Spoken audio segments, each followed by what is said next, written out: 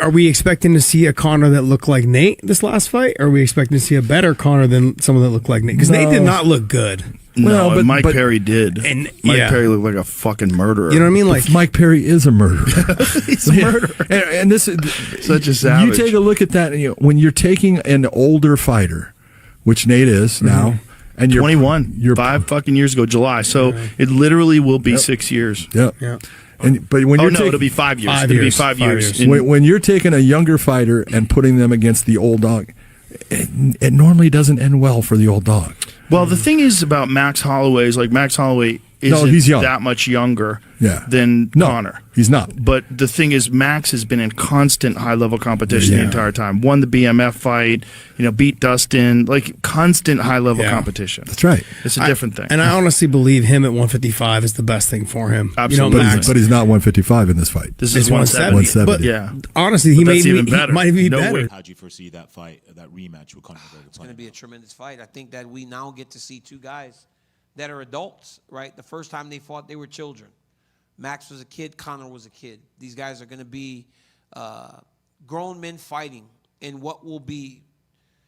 It's hard to think that an event will get bigger after this, but every time Conor McGregor is here, it's bigger and it's better. The sport's better with this man in the fight game, so I'm excited for that as I am excited about the fights. Does Conor stand in the pocket with Max if it gets to the end of the fight and Max points down? Well, I think we're all basically saying that we don't think it's going to go to the 5 rounds. Like, what's the chances of this actually going 5 rounds? If it does go all 5 and there's a point down in the last 10 seconds, I don't think Conor's going to be in physical shape to throw down with Max like that. Yeah. Because Max is still fast at the end of the fight, man. Dude, is he fast and powerful? Bro, I don't clinch people, especially the last 10 seconds of my retirement fight. I was like, dude, I'm not getting slept or getting hurt here in the last 10 seconds. He's got a turbo. I clinched. He's so good there. Like, not only his hand speed is good. Like what he did with Gaethje, man. That's still one of the craziest knockouts I've ever I don't want to. Of course, bro. He's going down. He knows what he's doing in there too. It's not just like a sloppy mess. He is technical in that chaos. I was clinching, bro. Yeah. I was clinching. I would have never thought, like, leading up to that fight, the last 10 seconds of my career, me clinching, waiting for the bell. Like, come on, bro. Lil Wayne is in the front row. I'm clinching in front of Wayne.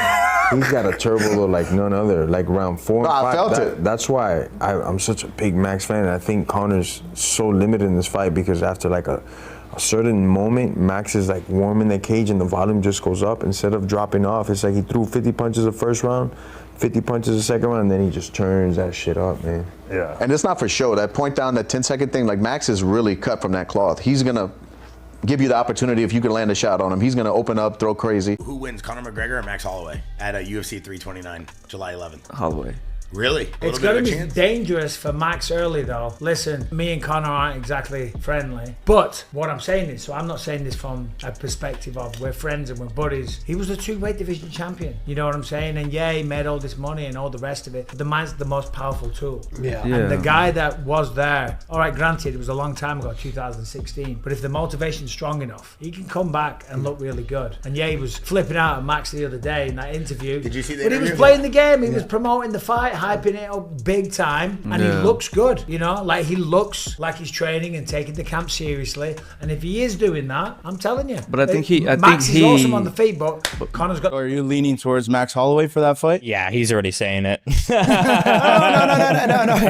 That's not what I'm saying. And they, by the way, they both been out for quite a while. Right. Of course, Conor has been out for a longer period of time, and Conor, we know he has a lot of money, and we live on yacht. You see him on social media.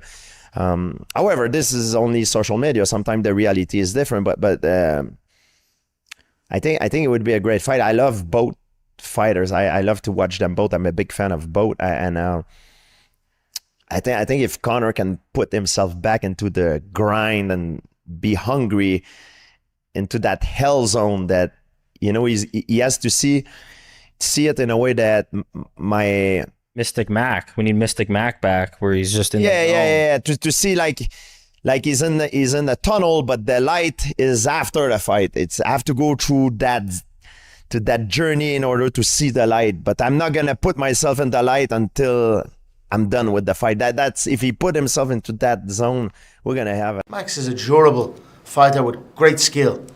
Not on my level, however.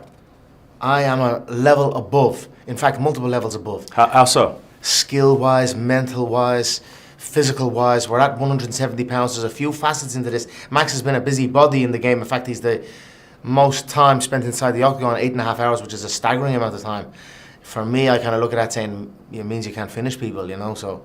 However, he's never fought at 170 pounds. This is a 170-pound bout. And you believe that you're levels above him, but what's something that you're watching out for? What is one of Max's strengths? You know, if you're asking me what I have above him, speed, power, IQ, fitness, health, freshness. Conor, that's the moment fight fans have been waiting for is finally here. The matchup between Conor McGregor and Max Holloway has officially been confirmed. And let me tell you, the combat sports world has not stopped talking about it since the announcement was made. Every single day, something new is added to the conversation. Whether it is a fresh prediction from a well-known personality, a retired fighter stepping forward to share their opinion, or fans going back and forth on social media trying to figure out who will walk away with the win when it is all said and done. This fight carries a tremendous amount of importance for both men involved. For Conor McGregor, this is about much more than simply winning a fight. It is about proving something to the world. He has been away from the Octagon for a long time, and during that absence, plenty of people have written him off. They say he is past his prime, that the hunger is gone, and that the long layoff has taken too much away from him. So the big question everyone is asking is this: can McGregor come back after all this time away and silence every single person who doubted him? Can he step into that Octagon and remind the world exactly why he became one of the most talked about fighters in the history of the sport? On the other side of the equation, you have Max Holloway, a man who has absolutely nothing left to prove when it comes to his ability and heart inside the cage, but who also has very personal reasons for wanting this victory. Holloway and McGregor have history, and Max has been waiting a long time for another opportunity to settle the score. For him, this is not just about adding another win to his record. This is about payback, and that kind of motivation can become an incredibly powerful force when two fighters step into the Octagon together. What makes the build-up to this fight even more intense is the fact that both men have been extremely active in the media. Training videos continue to be released, public statements are becoming sharper, and the excitement surrounding this matchup keeps growing with every passing week. This fight already feels electric before the first punch has even been thrown. This McGregor-Holloway fight,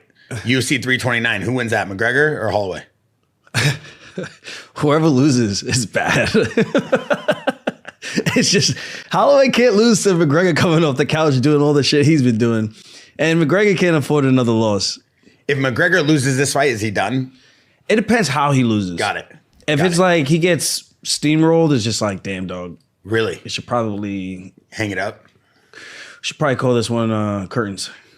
I mean, I think he's talking about re-signing a whole fight deal and a bunch of new fights and the whole thing. I mean, we saw the needle he's moving with the tickets and how fast it sold out and what's going on there, right? Yeah, but everyone's excited. Like, he's excited. He's got that fight feel energy right now. Yeah. But then when you go in there and it don't go your way, and then you come home with all those bruises and headaches, maybe you start to reconsider. You know, it's not like he needs the money. This is more so he's doing it out of the passion and the love for the sport. He wants to show that he can. Now, one of the most respected voices to weigh in on Conor McGregor's return is none other than Georges St-Pierre, the legendary former UFC champion who is widely regarded as one of the greatest mixed martial artists to ever compete in the sport.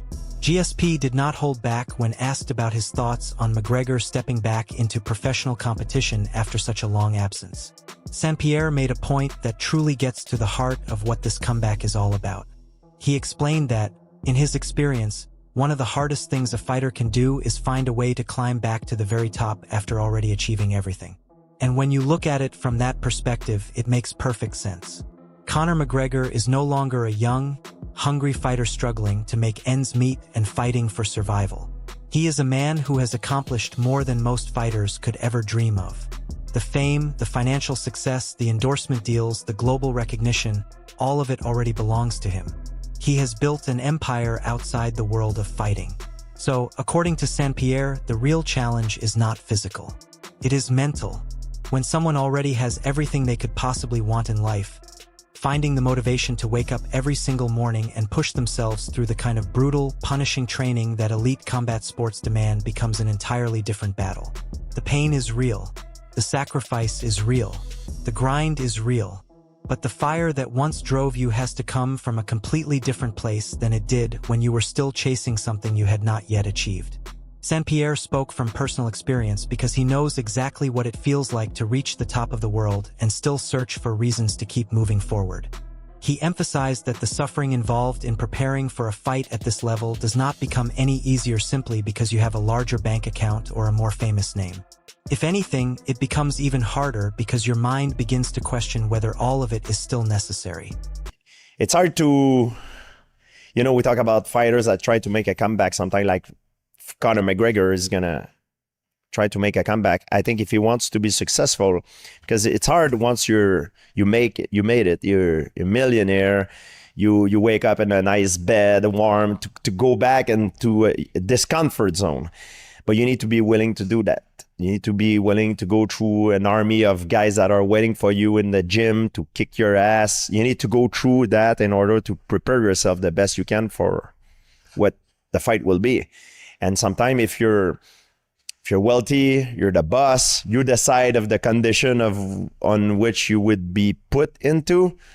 I don't think it's the right way. The way I did it when I prepared for Michael Bisping, I was willing to put myself into hell in order. I was telling myself, if I survive this, and my coach, that was their responsibility to make me go through hell in order to prepare myself. Now, before anyone starts thinking that Georges St-Pierre was in any way questioning Conor McGregor's talent or natural ability, let's be very clear about what he actually said. St-Pierre made it absolutely clear that from a pure skill standpoint, McGregor is as gifted as they come. The ability, the technique, the striking precision, the timing, the boxing, all of it is undeniable. Nobody in their right mind is saying that Conor McGregor lacks talent. That has never been the debate. The real conversation, the one St-Pierre was pointing toward, is about something much deeper than talent. It is about surrender, not surrender in the sense of giving up, but surrender in the sense of being willing to put yourself completely in the hands of the people around you, your coaches, your training partners, and your team. St-Pierre made the point that a fighter cannot run every single training session on their own terms. You cannot always be the one controlling what happens in the gym. You have to be willing to be pushed beyond the point where you want to stop. You have to let your coaches put you in uncomfortable situations, situations that expose your weaknesses, and situations that challenge you in ways that are unpredictable and difficult. This matters a great deal because real fights are never predictable. The moment you step into the octagon, your opponent is going to force you into scenarios you did not plan for. That is simply the nature of combat. So, if your training is always done on your own terms, at your own comfort level, with you deciding when enough is enough, then you are not truly preparing yourself for the chaos that a real fight brings. St-Pierre's point was that the fighters who stay at the top for a long time, the ones who keep winning even after they have all the money and all the fame, are the ones who remain humble inside the gym. They are still willing to listen, to suffer, to be broken down, and to be built back up, even when life outside the gym is going perfectly well. That is the question being asked about McGregor right now. Not whether he is skilled enough, everyone already knows the answer to that. The question is whether he is mentally and emotionally in the right place to endure everything that a true, honest, and fully committed training camp requires. If the answer to that question is yes, then Conor McGregor is going to be a very dangerous man on fight night.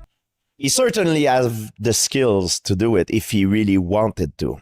The question is just that he needs to put himself into that position, not be the boss. Let your coach be the boss, because when you fight, it's a very unpleasant environment. Like, you don't control nothing. There's a lot of stuff that happens. You try to control as much as the things that you can control, but there's a lot of stuff that you do not control. So you want to recreate that environment. But if you're trying to always control everything in your training the way you want, and not let your coaches do that for you to put you in hell, that's a problem, because it's not reality. Right. You need to prepare yourself for something that resembles as much as you can what you're gonna. So here we are with the fight officially booked, the countdown underway, and the entire combat sports community on edge, waiting to see how this all unfolds. There are two incredibly compelling storylines set to collide inside that octagon on fight night. On one side, you have Conor McGregor carrying the weight of a long absence and the pressure of a comeback that millions of people are watching closely. A man determined to prove that his best days are not behind him, that the fire still burns, and that the doubters will have nothing left to say once the final horn sounds. On the other side, you have Max Holloway, a fighter who has continued to grow and evolve throughout his career, someone who is battle-tested, sharp, and highly motivated in his own right. Max is not the kind of man who is going to be intimidated by the spotlight or by the noise surrounding McGregor's return. He has been through wars inside the cage and has come out the other side every single time. He has his own reasons for wanting this victory, and those reasons are deeply personal. This fight has all the ingredients of something truly unforgettable. Big names, real history between these two men, genuine stakes, and a fan base that is passionately divided right down the middle. So now it's your turn to weigh in. Who do you believe walks away from this fight with the victory? Is McGregor going to prove that the comeback is real and silence every critic who counted him out? Or is Max Holloway going to show the world that he is still operating at the very highest level and deliver the kind of performance that puts this debate to rest once and for all? Drop your prediction in the comment section below and let the community know exactly where you stand on this one. And if you found this breakdown helpful and entertaining, go ahead and hit that like button, subscribe to the channel so you never miss an update, and make sure your notifications are turned on because there is a lot more UFC content on the way. We are just getting started.